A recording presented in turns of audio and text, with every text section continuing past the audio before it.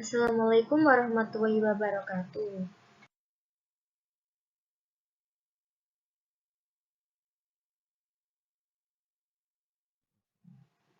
Di video ini, saya akan menjelaskan materi metabolisme subbab enzim.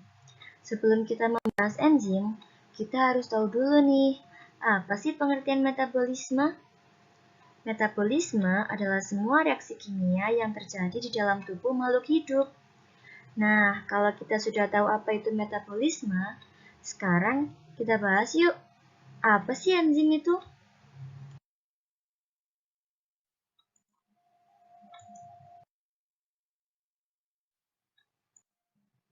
Enzim adalah senyawa atau zat kimia yang ada dalam tubuh makhluk hidup yang dibutuhkan untuk mempercepat jalannya reaksi.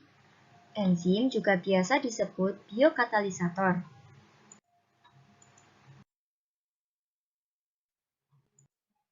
Struktur enzim. Enzim utuh atau holoenzim tersusun oleh dua bagian, yaitu apoenzim atau bagian protein dan gugus prostetik atau bagian non-protein. Holoenzim atau enzim yang utuh merupakan enzim yang aktif. Holoenzim ini tersusun atas protein atau apoenzim yang diaktifkan oleh gugus prostetik atau aktivator, di mana gugus prostetik atau aktivator tersebut bisa berupa zat organik atau koenzim maupun zat anorganik atau kofaktor. Contoh koenzim pada enzim yaitu vitamin, dan contoh kofaktor pada enzim yaitu mineral.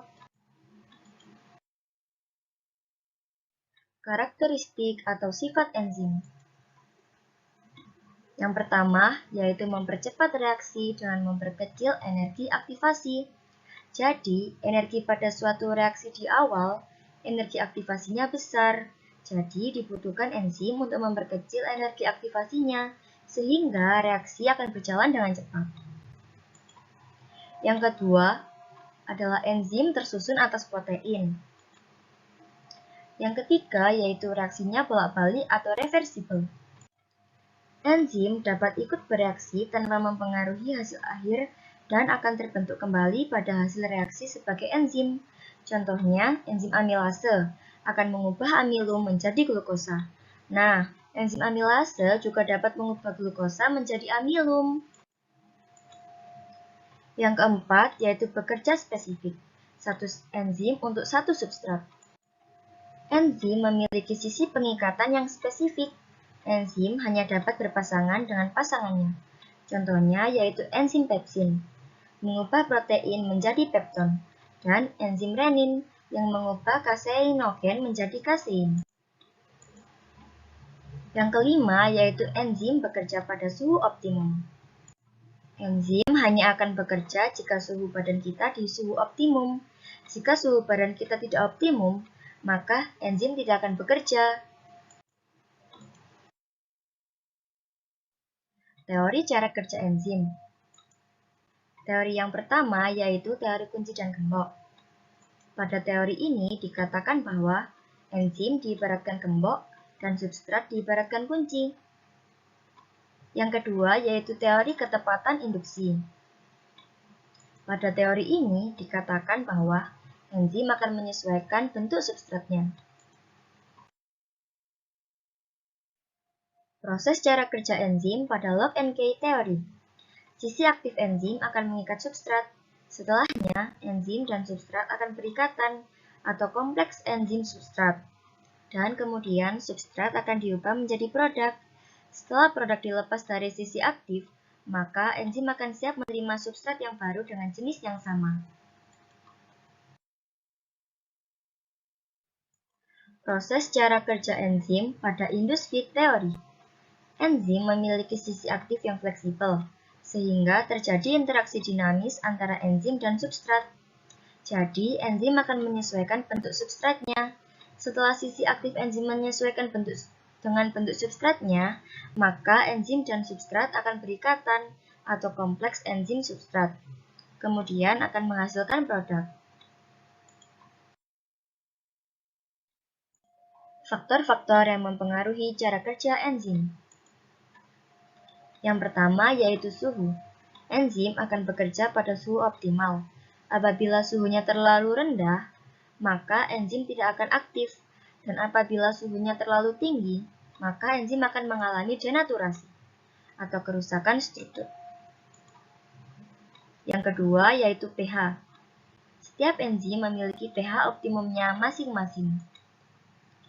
Yang ketiga yaitu konsentrasi enzim dan substrat. Semakin banyak enzim dan substrat, maka semakin cepat pula reaksinya berjalan. Ketika konsentrasi enzim dan substratnya mencapai atau melewati titik jenuh, maka reaksinya akan melambat. Yang keempat yaitu aktivator. Aktivator enzim merupakan zat kimia yang dapat meningkatkan aktivitas enzim. Yang kelima yaitu air. Air diperlukan dalam memulai kegiatan enzim. Yang keenam yaitu inhibitor. Inhibitor dibedakan menjadi dua, yaitu inhibitor kompetitif dan inhibitor non-kompetitif. Inhibitor kompetitif adalah inhibitor yang merusak enzim dengan cara bersaing dengan substrat. Bisa dilihat seperti gambar yang ini. Normalnya, enzim akan mengikat substrat dan menghasilkan produk. Ini produknya. Misalkan yang hijau ini inhibitor ya. Inhibitor kompetitif ini akan menyerupai substrat. Kemudian enzim akan berikatan dengan inhibitor. Nah, enzim yang sudah berikatan dengan inhibitor ini tidak dapat mengikat substrat. Substratnya yang kuning ini tidak bisa berikatan dengan enzim karena enzimnya sudah berikatan dengan inhibitor. Karena bukan substrat, alhasil tidak dapat menghasilkan produk dan ikatannya menjadi permanen. Kenapa sih dikatakan kompetitif? Dikatakan kompetitif karena ia merusak dengan cara bersaing dengan menyerupai substrat. Inhibitor non-kompetitif adalah inhibitor yang merusak enzim dengan cara merubah sisi aktif enzim. Jadi normalnya enzim akan mengikat substrat dan menghasilkan produk. Nah, si inhibitor non-kompetitif ini akan merusak enzim dengan cara melekatkan dirinya pada luar sisi aktif enzim. Dilekatkan seperti ini, kemudian sisi aktif enzim akan berubah, yang semula lancip akan menjadi tumpul, sehingga enzim tidak dapat lagi mengikat substrat.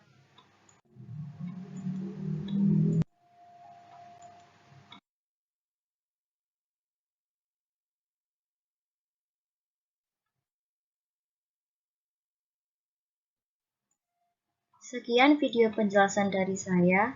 Terima kasih. Wassalamualaikum warahmatullahi wabarakatuh.